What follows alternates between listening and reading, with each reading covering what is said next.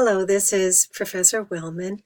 Now, this is going to be a little bit of an introduction to your overall research project.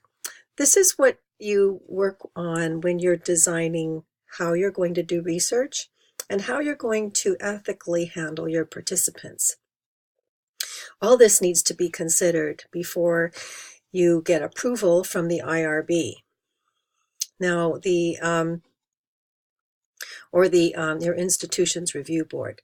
Now, so say you've got this $1 million to do your research, so that's quite a bit of money, and you're going to evaluate. You can inform or evaluate a psychological practice, and now you're going to be responsible for the study.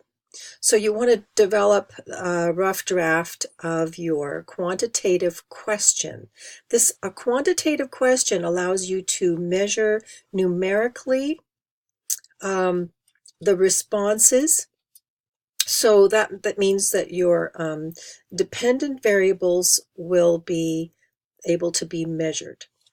So you're going to write a hypothesis for this question.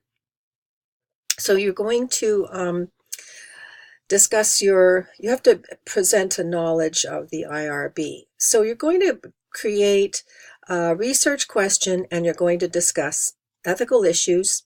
You're going to work on your informed consent.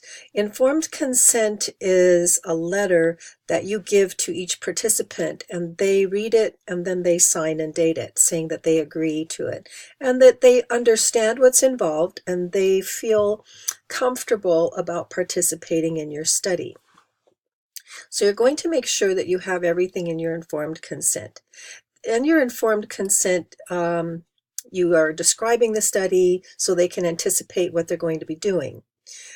Your informed consent doesn't give away all the objective of the study, because you might have participant distortion of what comes in.